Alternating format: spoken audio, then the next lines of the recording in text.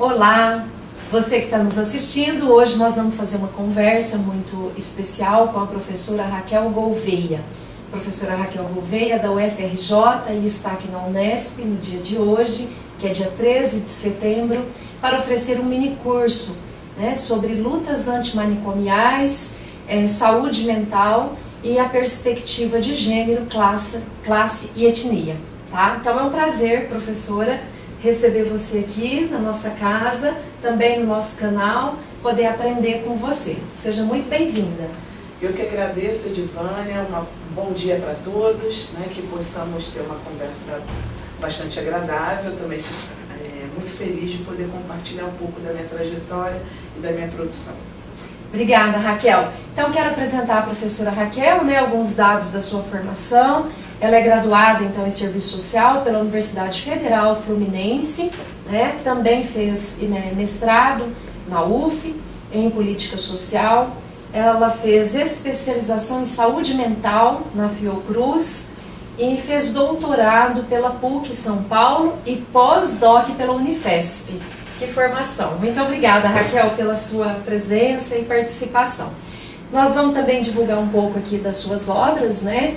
Começando aqui pelo livro que é resultado da sua tese de doutorado, né? Que é a discussão de trabalho, gênero e saúde mental. E é bem em torno desse tema que nós vamos conduzir a nossa conversa hoje.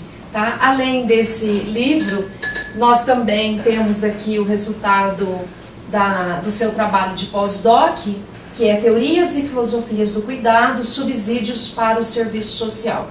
Eu acho que na nossa área do serviço social e também das equipes multiprofissionais de saúde, o quanto é importante, né, Raquel, trazer esse discurso e esses trabalhos, né, sobre o dia a dia do serviço de saúde, então teorias e filosofias do cuidado, né, a importância desse tema.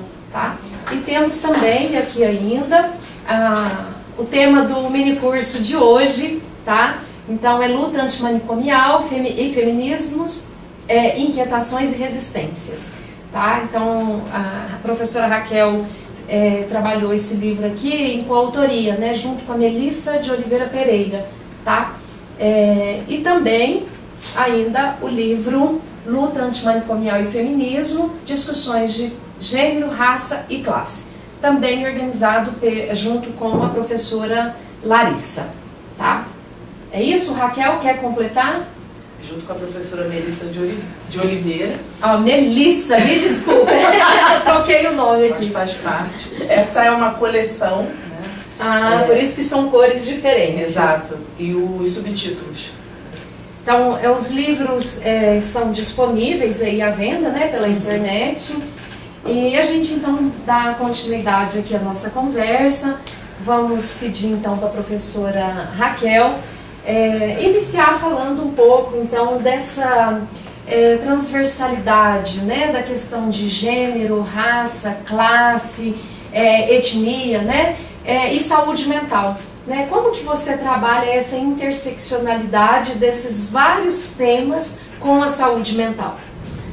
Edivânia, trabalhar com a interseccionalidade entre gênero, raça e classe, a partir da saúde mental, trazer uma discussão que ficou muito tempo apagada na reforma psiquiátrica e no próprio campo da saúde e da saúde mental. Né?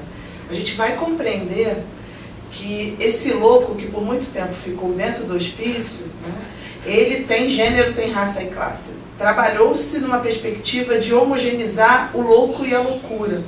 E a partir da perspectiva feminista, em especial o feminismo interseccional, a gente vai ver que há diferenciações até para o próprio cuidado em saúde mental quando a gente traz gênero, raça e classe, né?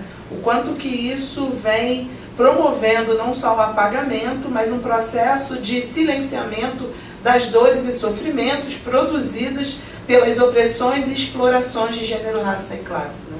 Então, trazer esse debate no âmbito da saúde mental é também despertar outras questões que não apareciam e que hoje na nossa realidade, principalmente no Rio de Janeiro, nós estamos identificando alguns processos vinculados às violências contemporâneas, né? E que vão impactar a saúde mental, principalmente das mulheres negras e pobres, né?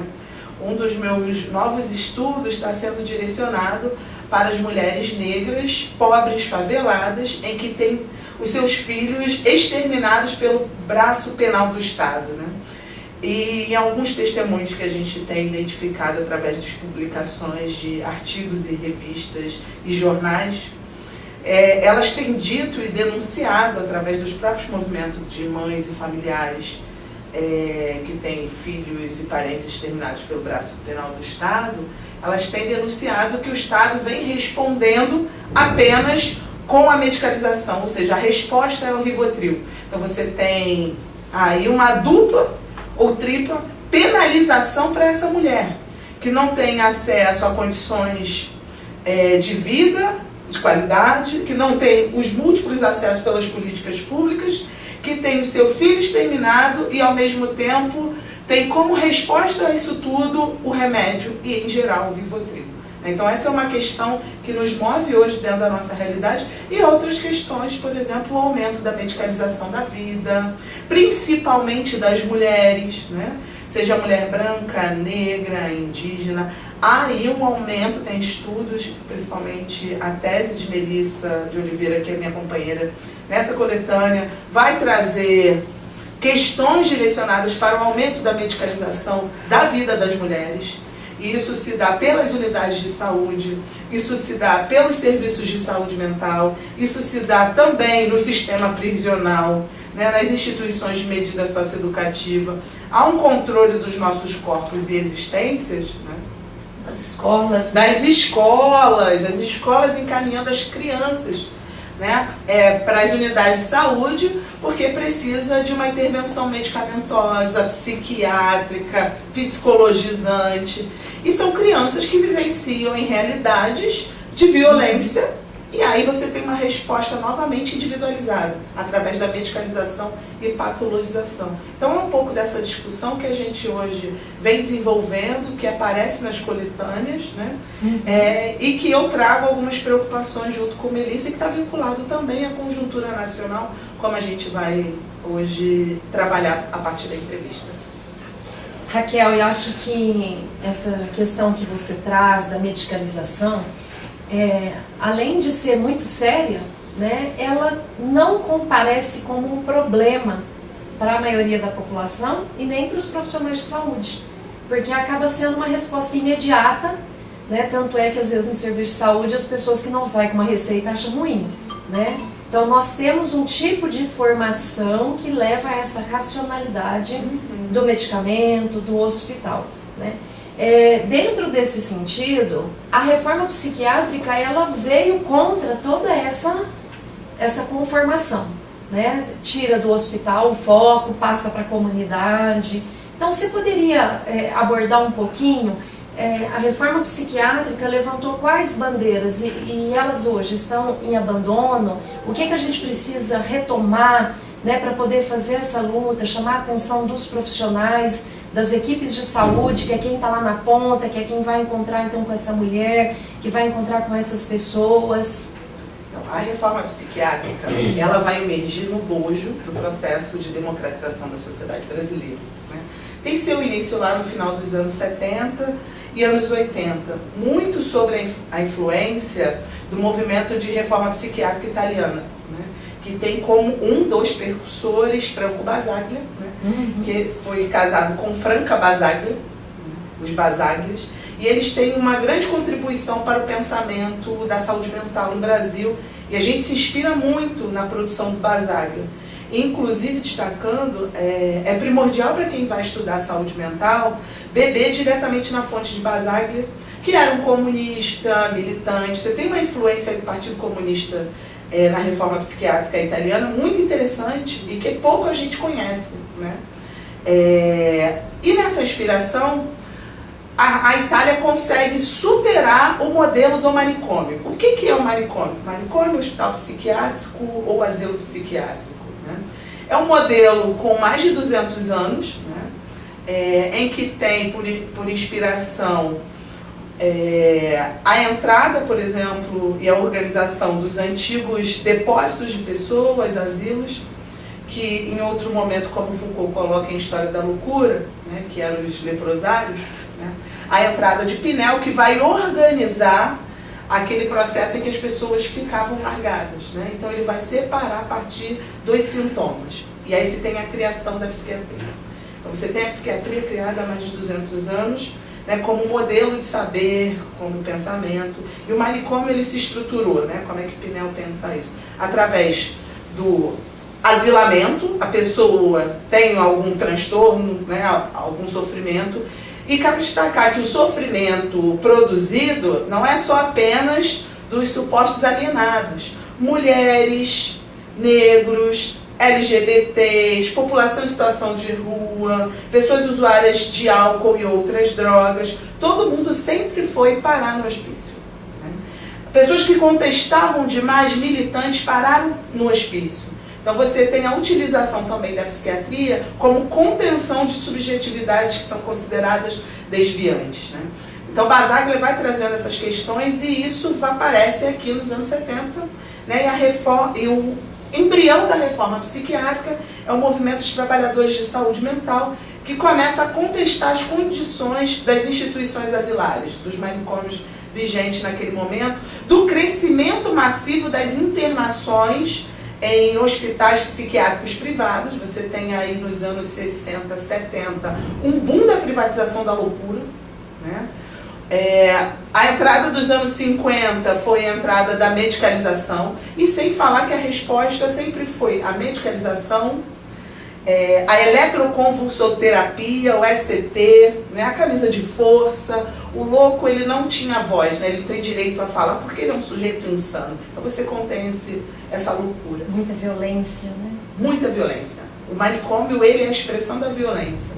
E todo aquele sujeito anormal, desviante, vai também reproduzir essa violência, né? Vai tomar sobre o seu corpo essa violência. Então isso é uma expressão bastante perversa. Tanto que eu e a Melissa estamos trabalhando a partir da influência do Basaglia e da Angela Davis, né, uma feminista negra norte-americana, entender que o manicômio, as prisões e as instituições de medida socioeducativa estruturam, né, o capitalismo, a lógica do capitalismo. Porque um é o braço punitivo e o outro é o braço curativo, da mesma lógica, né? A Angela, em uma das publicações dela da Boitempo, ela vai mostrar como a lógica medicamentosa está vinculada à lógica prisional. E o Basaglia já colocava essas questões lá nos anos 60, né? E como isso vai estruturar a lógica do capital. São corpos e subjetividades que não interessam a uma determinada reprodução. Então ela vai ser institucionalizada e vai ser contida.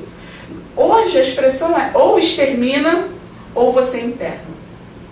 Então a gente tem tensões do passado no presente. Então questões que naquele momento estavam sendo denunciadas nos anos 70 e 80 e no cenário internacional nos anos 50 e 60 estão sendo atualizadas hoje. A gente daqui a pouquinho vai falar um pouco mais sobre isso. Mas a reforma vem questionando essa violência, a medicalização, o isolamento que as pessoas passavam a vida inteira, né? Passavam 60, 70, 80 anos asiladas no hospital psiquiátrico, e o Goffman vai falar sobre essa mortificação dessa existência. Então, essas pessoas sempre foram impactadas por essa mortificação da existência do eu, né? Como o Goffman coloca. E aí a reforma avança, né? Os militantes vão fazendo diálogo com o movimento sanitarista, e você tem, no início dos anos 90, a institucionalização da reforma psiquiátrica, né? Emerge-se aí, no final dos anos 80, o Movimento Nacional da Luta Antimanicomial. Você tem a primeira Conferência Nacional de Saúde Mental e depois uma institucionalização da política de saúde mental, né? Ao mesmo tempo, se caminha o movimento social e se caminha a proposta da política. Entretanto, a política está no bojo da contradição da sociedade brasileira, né? Ela se desenvolve ao mesmo tempo que se desenvolve o neoliberalismo no país. Está colocado. A gente tem uma mudança do modelo assistencial em saúde mental, né? Sai de uma lógica psiquiátrica em que o saber e poder médico está centrado e se pensa a saúde mental a partir da complexidade do campo da saúde, né? O sujeito não é só o seu processo de sofrimento em saúde mental, mas ele também é mãe, é pai, é mulher, é trabalhador, é negro, é LGBT. Então, pensar o campo da saúde mental é sair, né, de um aspecto centrado na sabedoria da psiquiatria e pensar essa complexidade. Então, a reforma veio avançando nesse processo em conjunto com o movimento social. Só foi possível algumas conquistas, né, algumas legislações, por causa do movimento social. Os anos 90 foi primordial para o seu desenvolvimento, né? Tanto que os serviços substitutivos, os serviços que substituem a lógica do manicômio, eles são centrados no território, trabalham com o cuidado ampliado em saúde, eles trabalham com a liberdade como prática terapêutica, né? E a gente tem como pilar a desinstitucionalização. O que é essa palavra enorme e difícil? Desinstitucionalização. Ela é a base da estratégia da reforma psiquiátrica numa perspectiva antimanicomial, né? Por que numa perspectiva antimanicomial?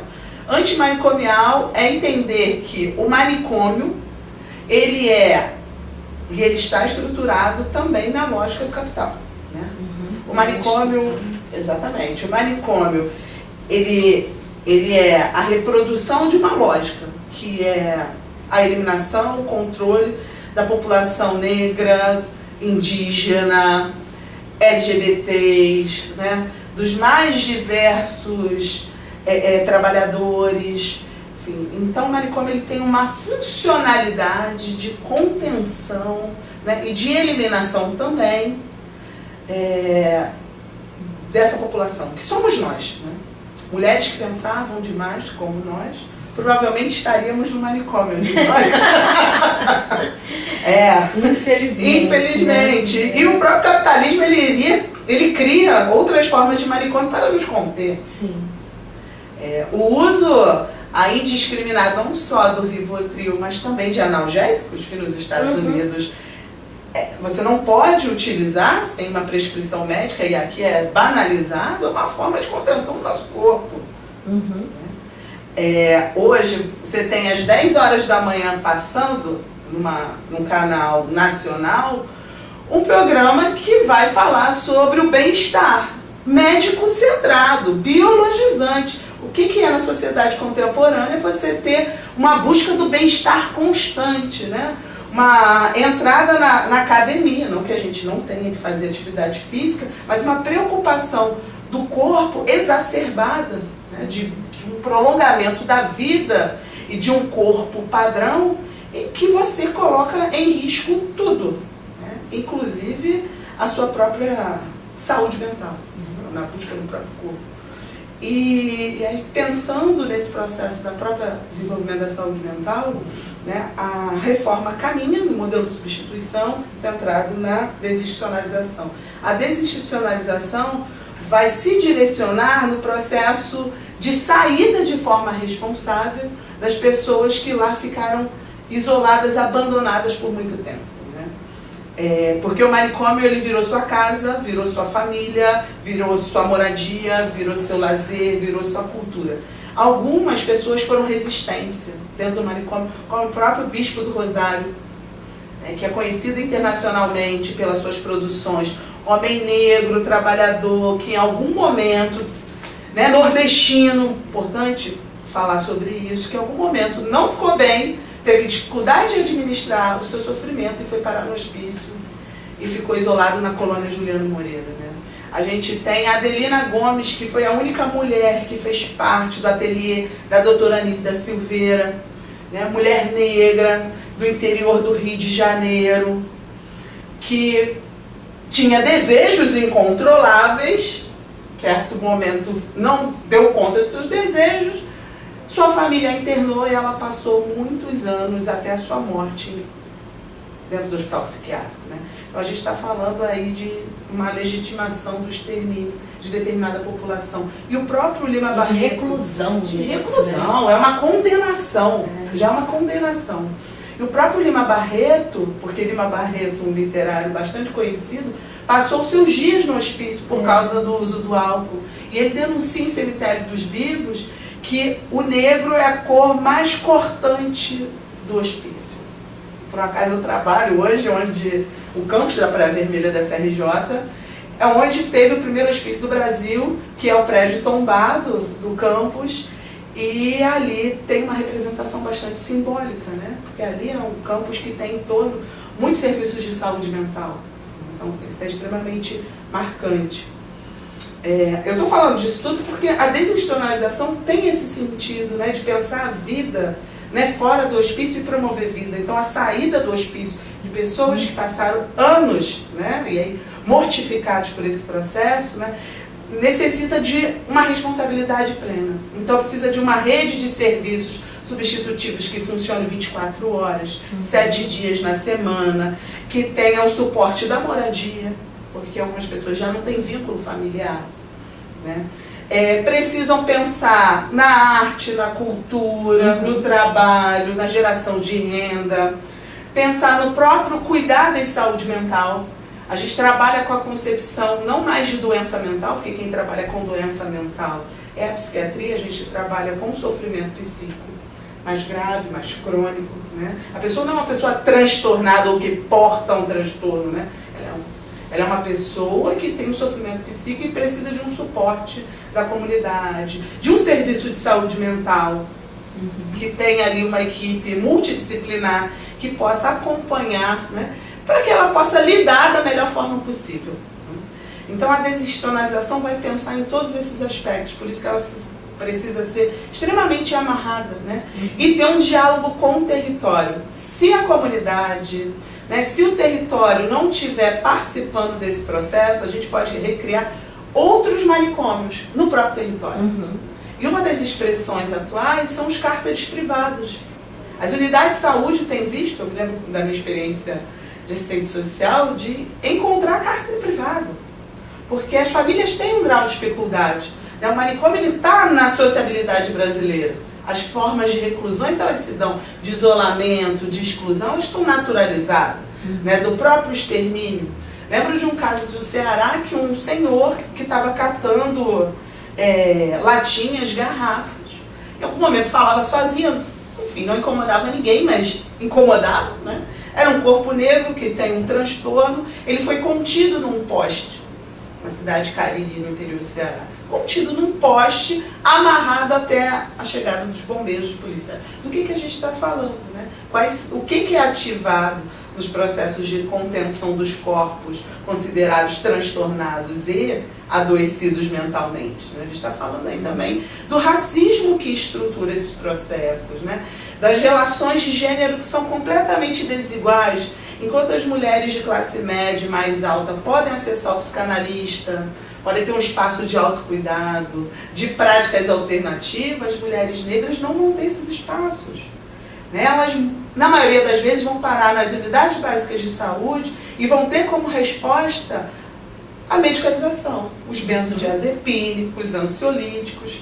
E cabe destacar que são elas, as mulheres negras e pobres, que vão ter os maiores diagnósticos no âmbito da atenção básica voltados para a saúde mental, né? Depressão, ansiedade. Do que a gente está falando? Está vinculado às condições de trabalho. Né? Uma trabalhadora doméstica que demora 3 horas para chegar, que sai da periferia do Rio, 3 horas para chegar na Zona Sul, e que deixou seus filhos, a filha mais velha, para cuidar dos seus outros 5 filhos. Ela não tem tempo para ir na unidade básica de saúde sem cuidar.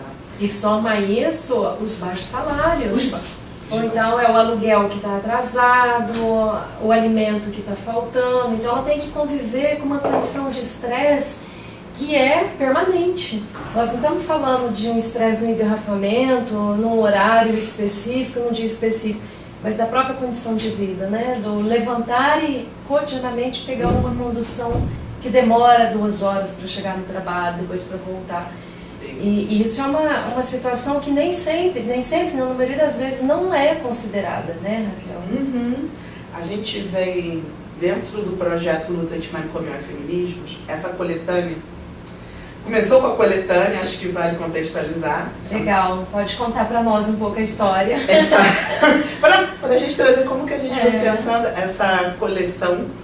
Ela veio com algumas provocações minha e de Melissa. Ambas somos militantes do Movimento Nacional da Luta. Editora, seria até bom você falar editora, né? Sim. É da editora Grama, desculpa, Autografia, Grama de um outro livro, da editora Autografia, do Rio de Janeiro. Né? Nós somos militantes da luta antimanicomial, do Movimento Nacional da Luta Antimanicomial, do Núcleo Estadual do Rio de Janeiro.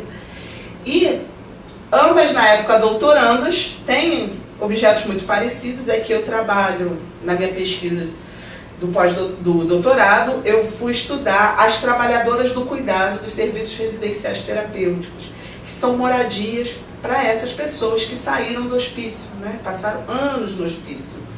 E a entender como as cuidadoras vão atuar nesses serviços, já que é uma ocupação que não tem formação, que está na base da pirâmide, né? Você tem uma divisão social, sexual e racial do trabalho colocada, né? E também no âmbito da saúde, né? Eu tenho alguns dados, quando eu faço algumas exposições, mostrando esse processo de hierarquização. Quem é que faz o trabalho sujo do cuidado? E são as mulheres negras. E na pesquisa de doutoramento, o meu mapeamento foi de quase 300 cuidadoras no município do Rio de Janeiro, todas contratadas por OS. 72% mulheres negras, sem formação, a sua maioria com ensino médio, mas encontrei ensino fundamental, né? Com ensino fundamental incompleto, analfabetas, do que a gente está falando. E a Melissa estudou o protagonismo das mulheres militantes no Brasil, né? Ela fez alguns mapeamentos em alguns estados e trouxe um pouco do perfil das militantes e como os homens é que se colocam enquanto protagonista, e na maioria dos coletivos são mulheres as protagonistas que fazem o trabalho de base. E ela traz isso na pesquisa. Nessa trajetória, a gente vai conversando, tem as mesmas angústias, e pensamos, vamos organizar essa primeira coletânea, escrita só com mulheres, para mulheres, prefaciado por mulheres, né? E se tornou um projeto de extensão lá na FRJ. E a gente tem parcerias, a gente fez a parceria institucional com a UFPB. Então a primeira turma foi no Rio de Janeiro, né, no primeiro semestre, a segunda turma agora em agosto na UFPB. E esse final de semana estamos trazendo a primeira turma para Ribeirão Preto, que é uma turma com um curso mais compacto, de 20 horas, em que é ministrado com mulheres e apenas para mulheres, né? E aí a gente está falando de muitas mulheres. Mulheres trans, mulheres cis, mulheres negras, mulheres brancas, mulheres lésbicas, diversas mulheres. As mulheres são possíveis, né? Mulheres que não chegariam na universidade, agora a universidade vai até elas, né? Mulheres que são usuárias, que são familiares, que são trabalhadoras da saúde em geral, que são militantes. Então, nosso interesse é chegar nesses espaços, né, para pensar essas questões. Né? Questões que são vivenciadas no cotidiano e que desaparecem não só nas análises acadêmicas, mas também nos serviços. É um processo de naturalização, né, de aceitação de que a mulher vai cuidar e que aí o adoecimento dela... A mulher o cuidador, né, não é considerado, a cuidadora. Exato. Ô, Raquel, e eu queria reforçar aqui, antes da gente continuar, a importância da universidade pública. Né? Você está falando desse projeto e eu estou aqui, né, maravilhada, porque nesse momento atual a gente ouve tantas críticas à universidade pública, né, como se a universidade fosse um mal a ser combatido, né, por determinada fração da sociedade, cooptada aí por uma ideologia extremamente conservadora, né, e ao mesmo tempo liberal, né, coisas que não deveriam se combinar, né, a priori.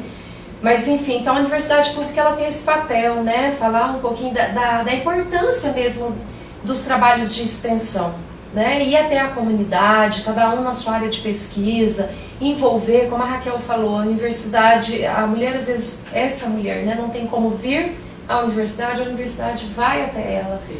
E o quanto é importante para fortalecer, né, essas mulheres, enquanto ser humano, enquanto cidadã, enquanto membro das suas famílias, né, resgatar a sua autonomia, enfim, o seu poder, inclusive, né, de discutir, de autopercepção de si, do contexto, né? Então eu queria parabenizar, viu, Raquel, essa iniciativa, esse projeto.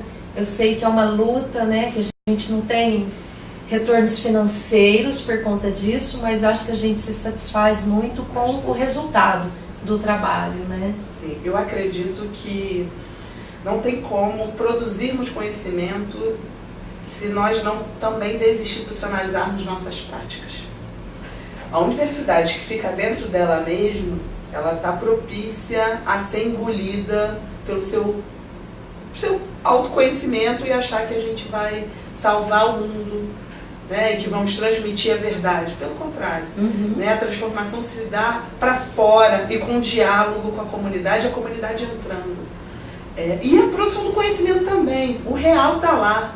Eu só posso construir uma análise criteriosa a partir do método que a gente adota, né, de uma maneira dialética, estando lá, dialogando, em alguns momentos até vivenciando, porque eu não estou fora da sociedade, né, eu componho a sociedade e vivencio, né. Isso para mim é primordial, sabe? E a extensão é super um caminho para isso. E me sinto extremamente realizada, porque esse projeto está crescendo, está tomando uma dimensão muito grande. A gente tem algumas articulações para o ano que vem de ter parcerias novas com outras universidades, e a gente quer que essa discussão se prolifere, que não é nossa, o saber não é nosso, e inclusive a gente está aprendendo, reaprendendo, revendo, aprendendo coisas novas. Aprendendo todo dia. Todo dia, e tomado também por coisas, né?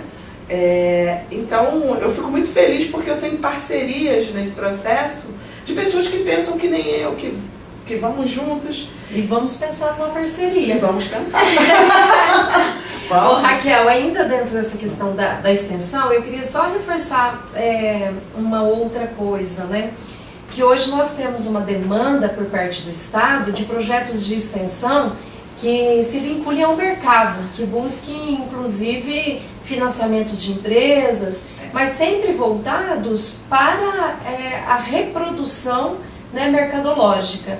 E o modelo de extensão que nós acreditamos é um modelo que se vincula à comunidade, né? Eu acho que isso é muito importante a gente registrar aqui, porque fora isso não é extensão. Você acaba criando formas de trabalho, às vezes formas precárias, né? Mas o processo de autorreflexão, de conhecimento, de compartilhar, de trocar junto à comunidade, né?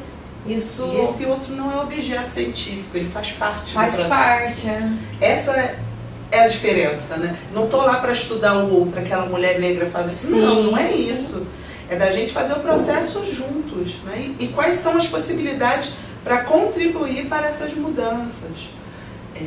Eu tenho um outro projeto de extensão que é direcionado para as cuidadoras sociais de um município da Baixada Fluminense, em que nos convidaram para pensar um curso de extensão, porque como as cuidadoras não têm a formação, né, inclusive teve o veto presidencial para que essa profissão fosse regulamentada, né, agora, então está-se uma mobilização até importante fazer essa divulgação, né, de fortalecermos a regulamentação do trabalho das cuidadoras, que está vinculada a uma essencialização e naturalização do lugar da mulher. E também dessa condição de achar que é uma coisa voluntária, né? Então vai lá, faz, ela vai voluntariamente, e muitas vezes essa mulher tem que deixar o seu trabalho, ela tem que deixar a sua vida pessoal, né? Esquecer inclusive de si, porque muitas vezes está cuidando de alguém com uma dependência, né? De saúde muito profunda, né? Então eu acho que a gente precisa sim lutar por essa regulamentação, é um trabalho, né? Até porque nós mulheres executamos esse trabalho em casa, né? E de forma gratuita e tendo o amor como subsídio. Mas nem sempre o amor vai estar lá. Tocar no outro também tem muito desprendimento. Do que a gente está falando, né? Então você está falando do trabalho sujo que ninguém quer fazer. Então geralmente são as mulheres negras, né? Eu tenho até um artigo que é fruto do desmembramento da tese, que vai mostrar que no primeiro hospício do Brasil, você tinha negros e negras que serviam em instituições públicas. E uma das instituições que serviam no hospício, né? Seja em São Paulo, no Rio. E eu, nos estudos dos historiadores, pude perceber que as mulheres negras faziam os primeiros cuidados de enfermagem, porque não tinha enfermeira naquele momento. O primeiro hospício surgiu em 1852. Elas não só limpavam, mas também cuidavam diretamente, né, dos pacientes que lá estavam internados. Porque o médico não tocava, quem tocava eram elas, quem cuidavam as roupas, faziam os curativos, eram as mulheres negras. Banhavam, limpavam, né? E ainda hoje, no campo da saúde mental, elas continuam fazendo, que eu faço esse contraponto com os dados localizados na tese. O trabalho sujo, né, nos dispositivos substitutivos ao manicômio, né, nos novos serviços de saúde mental, são elas que vão atuar. Essas pessoas que saíram do hospício, que estão nas residências terapêuticas, precisam de um suporte para a vida.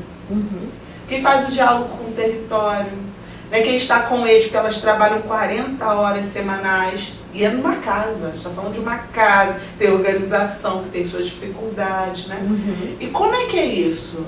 Você trazer também, você não tem uma formação, você trazer questões que estão vinculadas à maternidade, para uma casa em que você é trabalhadora do cuidado. Algumas foram contratadas nas entrevistas que eu fiz, elas dizem que foi contratada porque tem experiência de ser mãe, porque cuidaram dos seus filhos. Opa! Tem a ver com os princípios da reforma psiquiátrica, elas podem estar atualizando o manicômio. Dentro de serviços que tem a base da desinstitucionalização, a liberdade. Eu fui coordenadora de residência terapêutica lá no Rio, de 3 casas. E a gente está falando da reprodução do manicômio que está no cotidiano. Havia, né, em uma das casas, um banheiro que as pessoas moradoras não poderiam usar, que tinha cadeado, que tinha tranca, de que não podia usar faca. Isso, o louco é perigoso, então não pode comer de garfo e faca. Tem que comer com a mão. Tem que comer com a mão, com a quentinha. Não pode ter espelho no banheiro. O banheiro deles era mais sujo e não podia ter espelho. Por quê? Porque ele pode quebrar e matar alguém. Precisa ser louco para matar alguém hoje na sociedade brasileira. Né? Assim, a gente tem aí altos índices de violência, né? E nem todo mundo tem um transtorno mental, tem uma patologia de transtorno mental. Do que a gente está falando, né? De um certo estigma, de um certo preconceito que é atualizado. E isso vai atravessar o próprio cuidado, o trabalho do cuidado. Isso aparece no âmbito da saúde, né? As violências que são reproduzidas nos próprios serviços, que não há notificação, uma naturalização do próprio perfil do usuário. Quem é que está internado nos hospícios? Tem um artigo que saiu, que fez análise do último censo, né, o censo psicossocial dos hospitais psiquiátricos de São Paulo, que vai dizer que a partir de uma determinada proporção há mais negros internados nos hospícios do que fora. Do que a gente está falando? Né? O Basaglia, quando veio no Brasil, em 78, 79, visitou o grande hospital de Barbacena, a colônia de Barbacena, que a Daniela Arbex publicou um livro trazendo fotos, relatos, considerado o Holocausto brasileiro. O Holocausto brasileiro, né? O Basaglia fez essa comparação ao Holocausto nazista. Mas hoje a minha pergunta é a seguinte, até escrevi sobre isso, porque me tomou, né? É Holocausto ou é navio negreiro? Pensando a formação social brasileira, a sua particularidade, né? Pensando no que está estruturado aqui, será que a análise tem que ser a partir da experiência, né, da Europa, do extermínio, ou há algo muito particular que é nosso, que é o extermínio de determinada população, que é a população negra? Ô Raquel, e isso está na raiz sócio-histórica, né, do Brasil.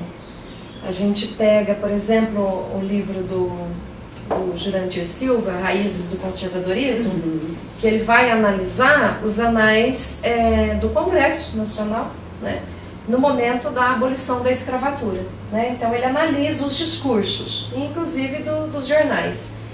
E ali naquele livro fica muito interessante a preocupação dos congressistas não com a absorção da população negra, no caso que seria recém-liberta, né, no mercado de trabalho, na sociedade. Não havia essa preocupação, mas a preocupação era em já ter medidas preventivas, aí com 1 milhão de aspas, né, contra essa população. Então, a partir daí já tem os projetos de criar colônia penal, lei da vadiagem, trazer os trabalhadores imigrantes. Então, às vezes, as pessoas, quando falam em racismo, falam, não, mas não tem não, porque no Brasil, né? Então, a gente precisa conhecer também esse aspecto histórico, porque ele está, como ele chama, né, as raízes. Ele está enraigado, ele está enraizado. E ele está presente nas instituições, nas nossas atitudes, nos serviços de saúde. Então, acho muito pertinente isso que você está falando, né? Como que, então, no hospício comparece tão presente essa questão étnico-racial, né? Porque que ele é esse objeto, então, de contenção, de segregação, né? Até esse modelo aí do manicômio, né? Era de uma forma de encarceramento, né? Uma prisão. Né? O que é isso se não é um racismo institucionalizado, né? E associado ainda com essa questão da loucura, né? Que é uma outra questão também fruto de muito preconceito. Então você acaba associando duas vertentes que sofrem com o preconceito. Né? E dentro disso, Raquel, você acha que os profissionais da área da saúde, né, porque a gente tem então o SUS, que você já veio falando, né, com a instituição desses serviços, que ainda não é em todas as cidades, essas casas de cuidado, né, você não tem essa estrutura, mas nós temos no SUS a rede de atenção psicossocial à saúde, né, a RAPS, constituída aí de vários serviços. Mas e as equipes, né? As equipes estão tendo essa preocupação na sua formação, né, de enxergar o outro como partícipe do processo de tratamento, né, partícipe do processo, né, de cuidado, dos serviços, né, a pessoa como sujeito, né? Então, a gente tem um grande desafio, né, colocado aí para a reforma psiquiátrica brasileira, né? Uma que é a formação dos profissionais e outra é o processo de precarização dessa rede de atenção psicossocial, e que está imbricado, né? A formação, a gente tem que entender que há um grande desafio, porque isso desaparece o âmbito da saúde mental. No caso do serviço social, meio que desaparece, por muito tempo foi considerado uma área extremamente psi, e alguns de nós que temos estudado dentro do próprio serviço social vem mostrando que não. Há uma relação dialética com o próprio marxismo e a importância para o campo da saúde mental, isso é muito importante, né? As discussões que a gente vem fazendo, né? Porque ficou-se por muito tempo dentro da micropolítica, não que não seja importante a apreensão, mas faltou-se uma análise que pudesse conectar com os fenômenos mais macros e que estão relacionados, né? Então, a ausência de disputa dentro do próprio campo, isso também, a nossa ausência, né, da discussão, também traz implicações. Isso traz implicação para algumas formações, né? A gente tem os médicos sendo formados pelo saber psiquiátrico, que de certa forma acabam ficando nas estratégias que eles entendem que é a melhor. A gente tem lá o Instituto de Psiquiatria da FRJ, o IPUB, que é uma referência, mas que tem uma formação e que vai ensinar o psiquiatra jovem a aplicar a eletroconvulsoterapia. A primeira alternativa, não dei conta, eletroconvulsoterapia. Do que a gente está falando? Né? Do que a gente está falando? De que informação a gente está falando para esse jovem médico? Medicalização deu certo a ECT. Como se a ECT desse certo. Eu sou extremamente contra, porque é uma forma também de tortura. E que inclusive foi utilizado, né, na ditadura militar. Você torturava como? Dando choque. Pessoas foram torturadas no manicômio e fora delas, né, com choque. E isso tem uma justificativa. Isso é uma polêmica dentro do próprio campo, né. Você também tem para dentro a enfermagem, né, a psicologia dentro do campo da reforma. É uma profissão extremamente importante, que está sempre em diálogo com o movimento social, que contribui muito, né? Mas o serviço social hoje vem chegando, é extremamente importante o nosso diálogo no campo. Mas nas formações em geral, parece que cada um fica na sua caixinha e apreende a saúde mental. As experiências das residências multiprofissionais têm contribuído um pouco mais para esse diálogo. Claro, é a residência multi e os médicos, né? Somos nós e os médicos. Então é também um trabalho de formiguinha, né, acontecendo, mas é importante, vem sendo importante o diálogo com a residência, a inserção dos nossos alunos em estágios. Seria muito importante termos, por exemplo, uma disciplina que pensasse a política de saúde mental, que não está descolada da política de saúde, mas o fenômeno da saúde mental, como eu estou trazendo, ela está para além da política de saúde mental, ela está na vida. Né? Questões que estão aí produzidas pelo próprio racismo estrutural e que paralisam o sujeito por causa do impacto do racismo, tem a ver com a saúde mental. O que é o sofrimento produzido pelo preconceito? Né? Pela LGBTfobia. As pessoas apanham na rua simplesmente porque estão com as suas namoradas e namorados e que não está dentro do padrão heteronormativo, são agredidos. Isso tem impactos subjetivos absurdos. Né? E isso a longo prazo, né? Isso pode aumentar ainda mais o uso de medicalização. Além disso, Raquel, se você me permite fazer um adendo, essa questão da homofobia ela é tão séria que nós temos casos de adolescentes, e a gente teve aqui em Franca há 2 anos, uma menina de 14 anos, né, que suicidou, e por conta de ter na sociedade uma não aceitação da sua sexualidade. Então o que a pessoa o que ela sente é passado como se fosse uma coisa errada, como se fosse anormal. Né? Sim. Então isso gera um sofrimento entre adolescentes, e eu tive a oportunidade de acompanhar isso agora de perto, né, muito sério. E as pessoas falam, mas está sofrendo por quê? Isso né? Não, está sofrendo porque a sua condição existencial é vista, né, e é alvo de comentários. Né? Se você está dançando numa festa, se é 2 homens ou 2 mulheres, e é uma festa pública, chega ao cúmulo de alguém pedir para você parar de dançar, enquanto outros casais estão dançando.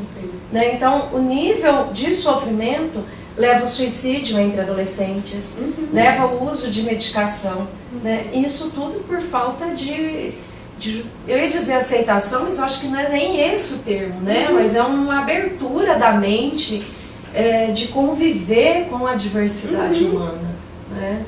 Então eu acho que isso é muito sério na nossa sociedade. E a resposta do Estado tem sido o aumento e o financiamento das comunidades terapêuticas. Acho que a gente podia entrar então, Raquel, agora, exatamente na questão da nota técnica número 11 de 2019, né? E trazer o que o atual governo, o Jair Bolsonaro, acho que a gente agora nesse momento tem que nominar, né? Que traz uma nota técnica com uma essência voltada para o uso de manicômio, de eletrochoque, de permissão de criança, de internação de crianças e adolescentes em hospitais, né? De reforço do repasse de recursos, do pouco recurso que tem, não para os serviços já constitutivos da rede de saúde mental do SUS, mas para comunidades terapêuticas. Né? Então acho importante a gente tratar isso, porque são as mudanças que estão sendo efetivadas no pouco avanço que a gente teve com o SUS. Né? Sim. As comunidades terapêuticas, em sua maioria como IPEA, já fez um mapeamento de mais de 500 comunidades terapêuticas no Brasil, que é uma publicação de 2017. Até nesse livrinho roxo, né, o primeiro, eu e Melissa fazemos um capítulo, o capítulo 6, que vai trazer, a partir de outros relatórios publicados pelo CRP São Paulo, pelo Mecanismo de Combate à Tortura, pelo próprio documento do IPEA e outros documentos mostrando como gênero e sexualidade atravessam e como isso aparece nesses relatórios sobre as comunidades terapêuticas, né? Você tem um desrespeito, no caso da LGBTfobia, absurdo e que estrutura as comunidades terapêuticas. As pessoas são internadas para serem curadas, né? As mulheres, elas... Curadas de quê, né? É isso, da sua existência, que é um absurdo, né? É essa concepção da cura gay, do desvio da sexualidade. Você tem que patrulhar tudo do outro, né? Das mulheres negras pobres em situação de usuárias de crack e outras drogas sendo levadas para lá. Mulheres grávidas nessa situação em que tem seus filhos, quando elas estiverem alta, os filhos ficam. Então você tem aí uma forma de controle extremamente exacerbada, né? Uma mulher trans sendo obrigada a ficar numa ala masculina para se tornar homem. Do que a gente está falando? E isso é financiado pelo poder público. Mas não é só através da nota técnica, né? A nota técnica, ela é o ápice do processo, né? Claro que ela chega no momento em que se tem aí o governo Bolsonaro se instalando, mas ela também está relacionada às contradições das gestões anteriores, né? E que a força conservadora está aí instalada desde o golpe e continua, porque só mudou de lugar, né? E aí você tem o ápice através da nota técnica, número 11 de 2019. A gente tem a RAPS, que é a Rede de Atenção Psicossocial, né? Ela foi instituída em 2013 e engessou o processo, porque a Rede de Atenção Psicossocial ela já existia desde os anos 90, ela vem sendo implantada com os centros de atenção psicossocial, né?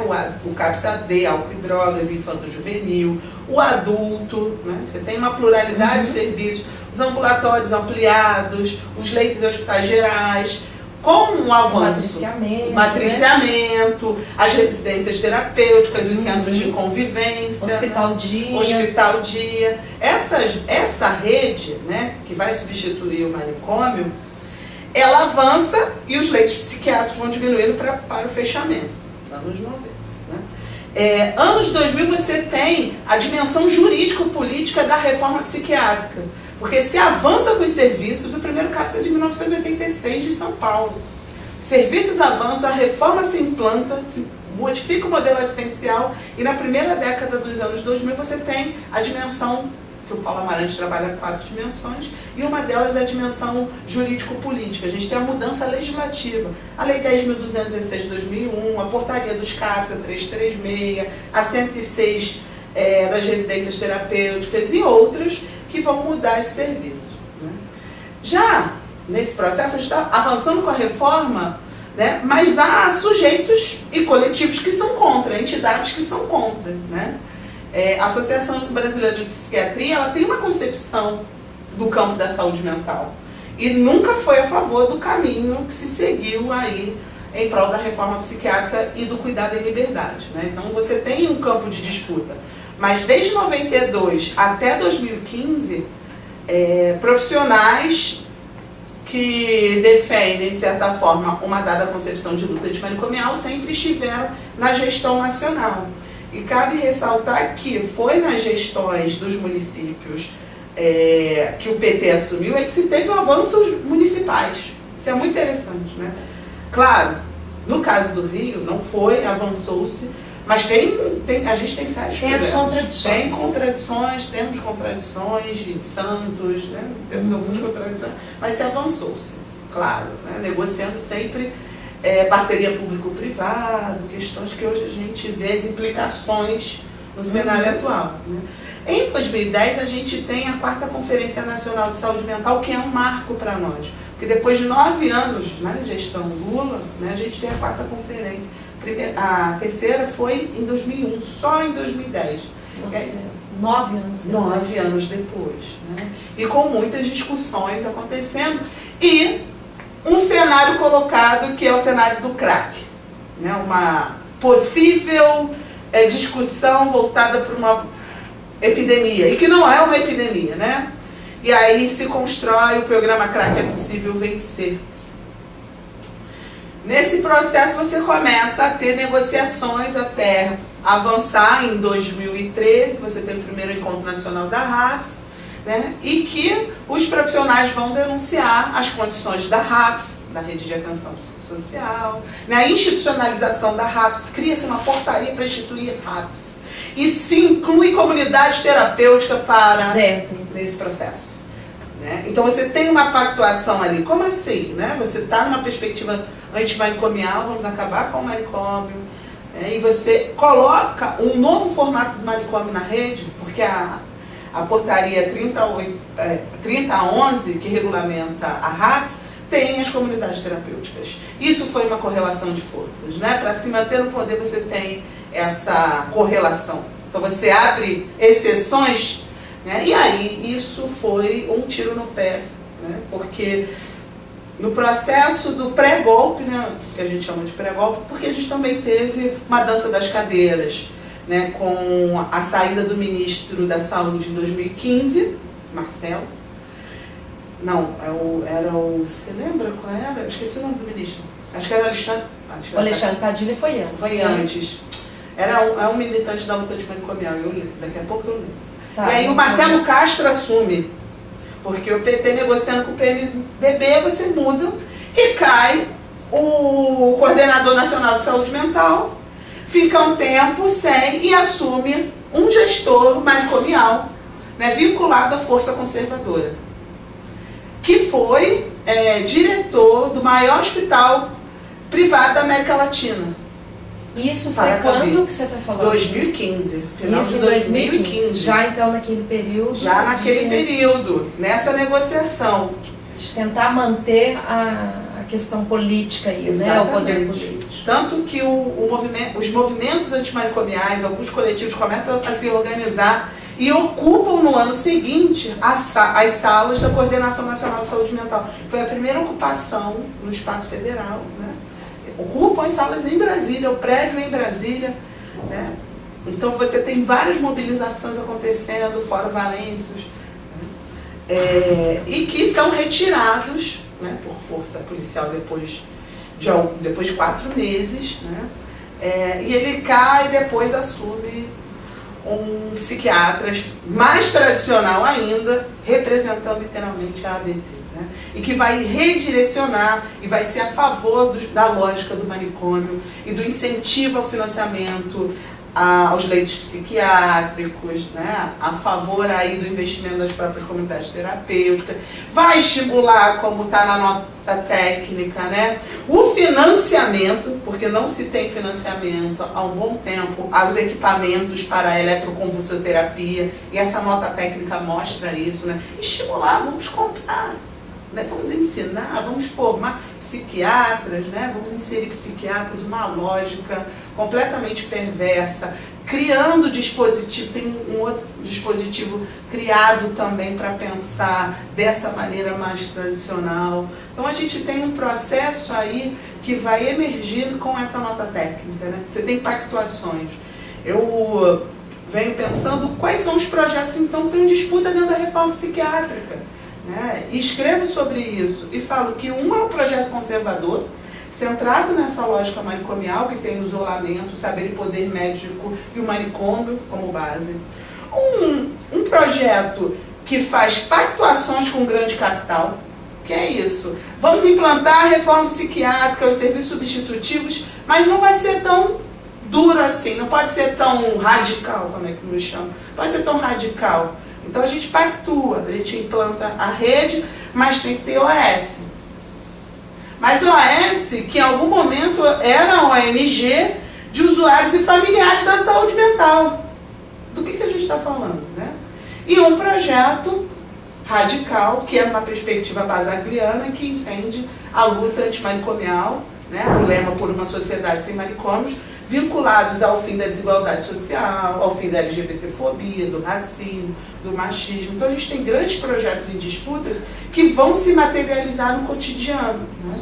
As grandes capitais são experimentos dessas disputas, isso está colocado, isso atravessa as próprias formações, né? Isso impacta as próprias formações. Quando a gente fala que há, por exemplo, no Rio, você tem processo de precarização dos serviços, né? As OS gerenciando.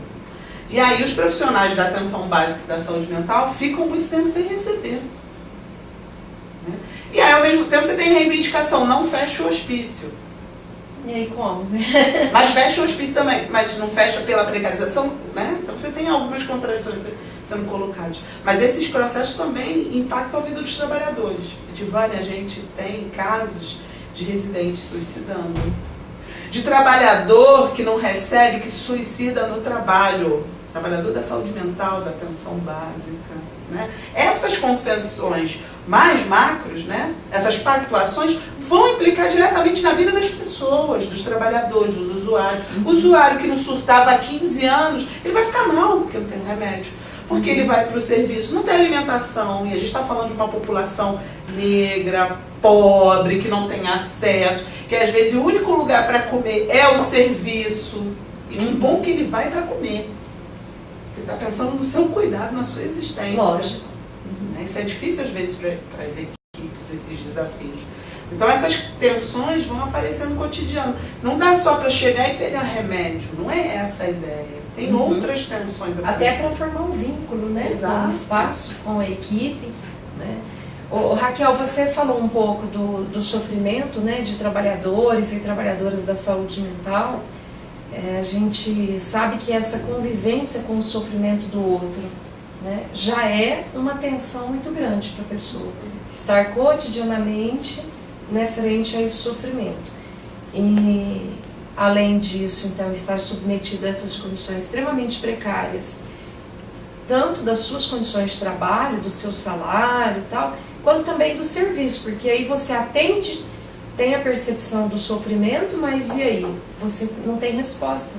Isso realmente leva a um sofrimento da pessoa que fica frustrado, né? Eu estou num tipo de trabalho que não resolve, eu não consigo fazer. Então, pensando nisso, eu queria também que você falasse um pouco aí da atualidade, né, do sofrimento mental generalizado que a gente tem, né? Eu acho que uma das expressões é a questão do uso acentuado, né, de álcool e outras drogas, que você já pincelou um pouco, então eu queria que você trouxesse, mas também o uso acentuado, né, de medicamentos, o diagnóstico aí frequente de depressões relacionadas ao trabalho, burnout, casos de suicídio. Inclusive nós estamos aí no mês de setembro, né, chamar atenção para as equipes de saúde, para a sociedade em geral, dar atenção a esse tema, né? Então eu queria ouvir um pouco você, esse momento contemporâneo, né, esses retrocessos, o sofrimento, né, generalizado. Então eu trabalho com a concepção de que a sociedade capitalista não produz sofrimento, ela tem como base sofrimento. A gente entendeu isso, então a gente vai trabalhar com sofrimento. Né? Que para mim, o serviço social ele vai trabalhar com sofrimento. Diferente, que é importante colocar isso, diferente do psicólogo. Mas se eu trabalho com as relações humanas, eu estou falando de sofrimento.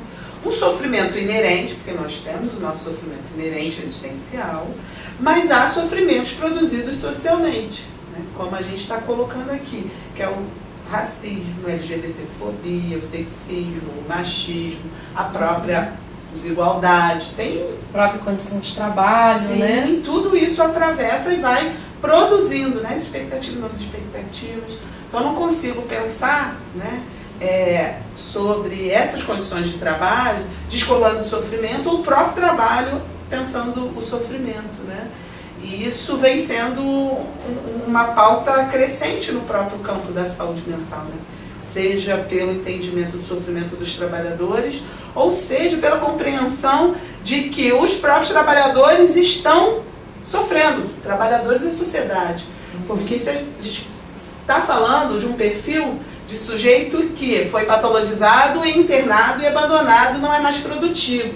Mas a gente agora está falando de sofrimento grave, acentuado, né, que vai aparecer para o psiquiatra e para a equipe de saúde mental, né, a demanda desse trabalhador, que é produtivo, mas está em sofrimento acentuado, não está conseguindo dar conta. E não vai dar conta mesmo. Uma sociedade que é desigual, altamente competitiva, violenta, né? Que te isola, com um discurso a partir das redes sociais, não que a gente não possa ou não deva, né? Mas você tem aí uma imagem sendo vendida, né? Do corpo perfeito, da felicidade plena, do relacionamento ideal. Isso tudo vai produzindo expectativas que vão sendo frustradas e produzindo outros sofrimentos que estão vinculados ao próprio mundo do trabalho, né? Que não estão descolados. E aí é bom a gente dialogar nesse campo, assim, nesse caminho, porque parece que a saúde do trabalhador é uma coisa e a saúde mental é outra. Não, né? Pelo contrário. Hoje, sobretudo, né? Porque se a gente tinha um adoecimento mais, né, de acidente de trabalho ou de lesão por esforço repetitivo, hoje a maior expressão é na esfera mental. Sim, porque para produzir, em algumas situações, principalmente alguns estudantes, por exemplo, para dar conta, estão usando Ritalina. Do que a gente está falando? Os trabalhadores, muitos estão usando drogas para conseguir. Para conseguir dar conta do que está colocado. E não é uso recreativo, é uso para reproduzir a lógica, né? Suicídios no locais de trabalho que são extremamente sintomáticos, né? Adoecimentos que estão aí vinculados e a gente não reconhece. Nós, professores, em geral, não tiramos licença. Seja para acompanhar familiar adoecido, seja licença saúde. Isso está dizendo alguma coisa. Aliás, não tiramos nem férias. As férias é para fazer a pesquisa. Para escrever artigo, você até leva para a praia. Mas eu vou ler um livro. Não é um romance. É aquele que vai me ajudar a fazer a análise. Exato. O quanto que o trabalho ele vai sendo incorporado nas nossas horas livres. Isso vai produzir adoecimento. A nossa hora de lazer, a nossa hora livre, né, vou usar uma expressão freudiana, né, que é o do prazer ou do gozo, né, isso vai sendo retirado. E o gozo da vida vai sendo transmitido ou direcionado meramente para o trabalho. Isso para mim é uma discussão minha individual. O quanto que eu tenho extremo prazer de estar no trabalho, ótimo, isso é bom. Mas o quanto que só esse prazer é que eu tenho satisfação plena. Opa! Aí... Não o artigo, não as condições, isso produz algumas questões. E os corpos vão dando esses sinais, né? O cansaço, a fadiga, o mal-estar, né? E não tem a ver com o outro, tem a ver com você, mas as relações também são intensificadas pela competitividade, a busca por financiamento. A gente está dando o caso da universidade porque é a nossa vivência. Mas isso está em todo ambiente de trabalho, né? Para eu poder continuar, eu preciso de financiamento, mas eu vou competir com ele, não vou competir com ele. Não, agora caso quantos artigos que se precisa para se manter na pós, porque eu preciso da pós para progredir, senão o salário não aumenta. Então a gente tem isso aumentando o grau de sofrimento que produz patologias, não só psiquiátricas. Né? Cardiopatia, diabetes e por aí vai. Né? Ao mesmo tempo, no caso das opressões, também temos isso. A população que tem determinadas doenças, né? Isso alguns estudos da ONU já trazem, né? E de outros estudos também do Brasil, vão mostrando o quanto, por exemplo, a população negra é que tem mais doenças cardiovasculares, diabetes tipo 2, né? E outras doenças de saúde. Então, do que a gente está falando hoje? Né? Então, não dá para pensar o mundo do trabalho descolado, né, sem fazer a relação entre gênero, raça e classe, sem falar sobre o uso das substâncias psicoativas. Não há uma opção de ser recreativa, mas tem a ver como eu dou conta, e a medicação é uma estratégia para poder sobreviver e também para alívio. Então você tem sempre a medicação. E medicação é droga, a gente compra na drogaria. É uma droga. A questão é que ela é legalizada, né? Ela precisa de um profissional para assinar, receitar, e outras não, né? Então aí, assim como o álcool você faz uso, as drogas também você pode fazer uso. E que são umas respostas que estão colocadas socialmente e nós estamos buscando, né? Também o alívio para esse sofrimento que vem se acentuando. Não dou conta, não tenho amor dela, né? Então como é que eu...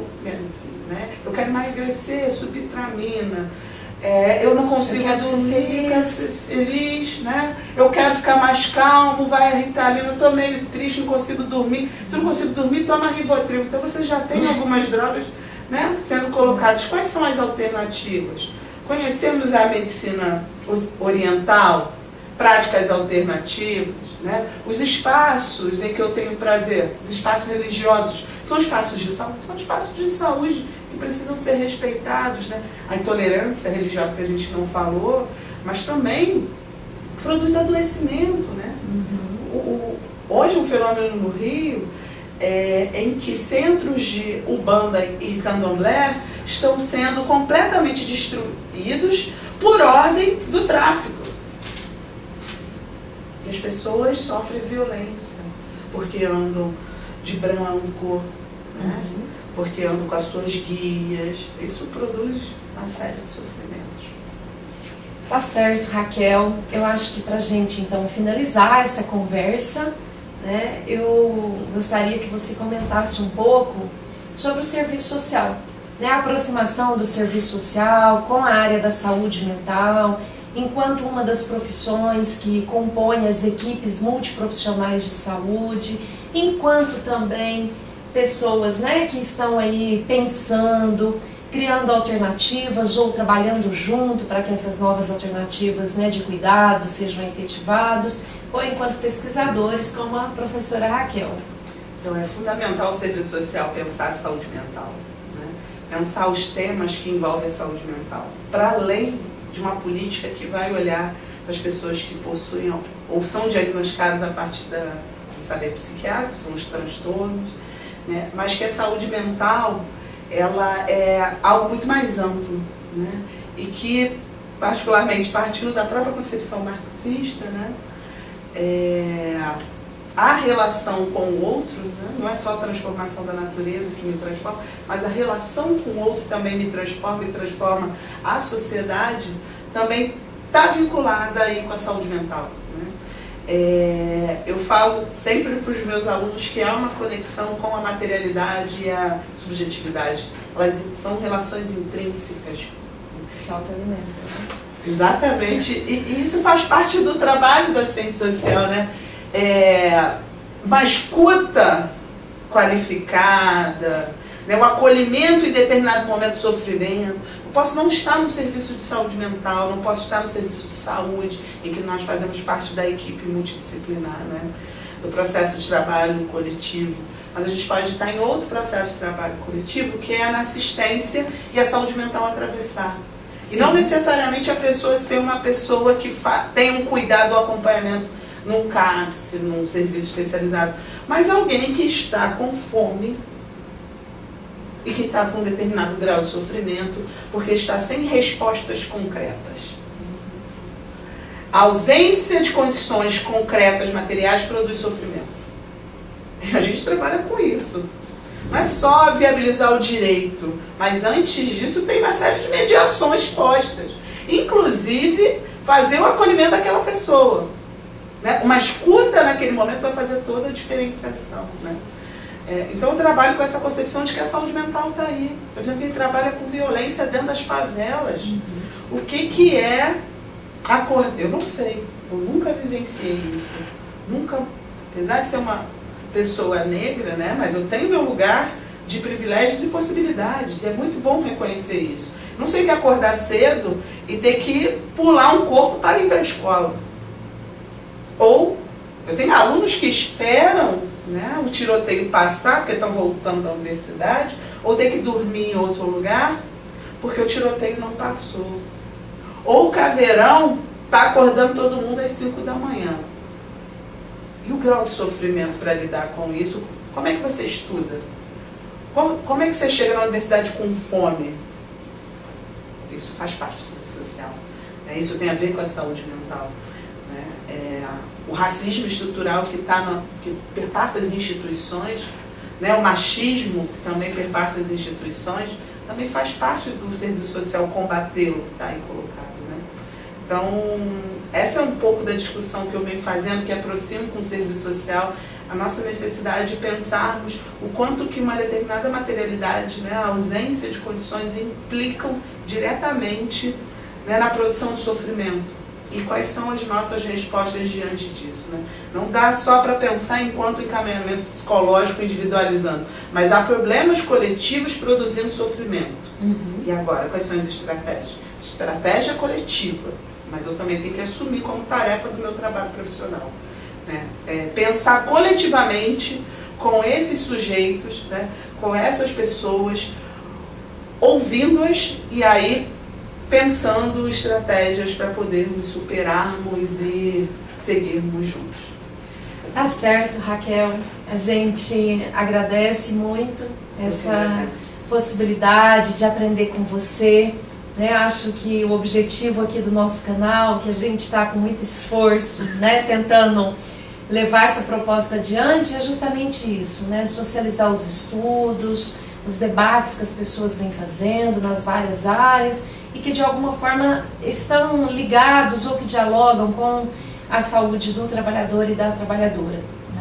Então acho que o tema da saúde mental ele é importantíssimo para nós. Então quero registrar aqui esse agradecimento, dizer que a sua fala contribuiu muito, tá?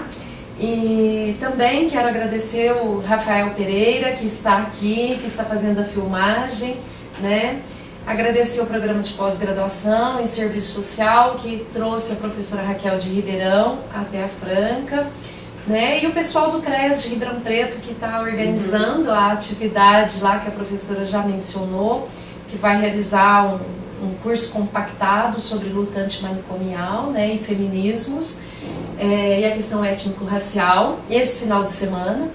Eu nem vou perguntar, mas não tem nenhum ganho financeiro, tá? Esse é um trabalho que a gente acredita, que a gente faz, mas é importante registrar ante as ideias que vêm sendo divulgadas aí, contra a universidade. Bom, mas é isso. Então, você que está nos assistindo, se gostou desse vídeo, dê o seu like, compartilhe, também deixe sua mensagem, porque é um canal que está no seu início e que está em construção. Muito obrigada!